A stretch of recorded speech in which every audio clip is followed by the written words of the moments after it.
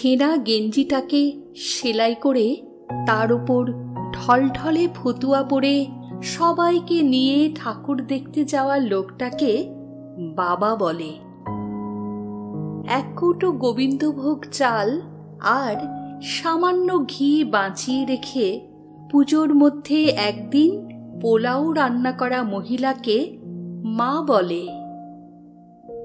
বন্ধুর জন্মদিনে পাওয়া চকলেটটাকে সালোয়ার কামিজের ওড়নায় লুকিয়ে ভাইয়ের জন্য বেঁধে আনা মেয়েটাকে দিদি বলে।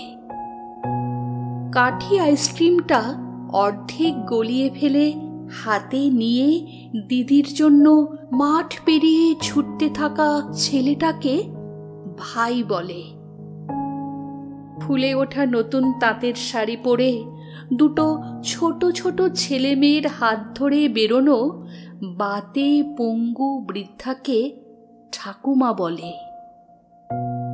ডিজাইনার পাঞ্জাবি পরে অঞ্জলি দিতে দিতে পাশের বাড়ির নতুন শাড়ি পরা মেয়েটিকে কলেজ পড়ুয়া ছেলেটির আর্ট চোখে দেখাটাকে ভালো লাগা বলে।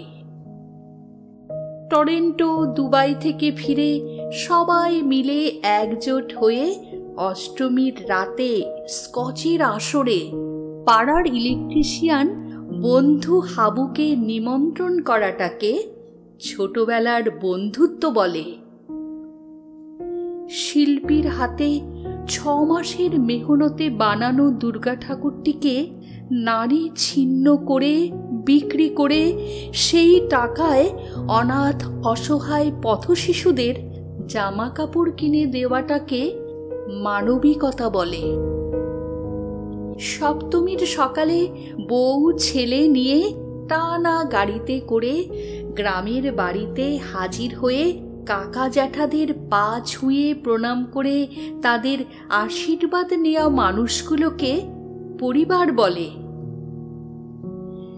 বিশ্বের সবচেয়ে মনোরম আরামদায়ক জায়গা ছেড়ে বিবাহিত মহিলারা এই কয়দিন যে বাড়িটাকে স্বর্গ বলে মনে করে সেই বাড়িটাকে বাপের বাড়ি বলে। আর এই চিত্রকল্পগুলোকে একসাথে সাজিয়ে নিলে যেটা তৈরি হয় বাঙালিরা এক কথায় তাকে দুর্গাপূজা বলে।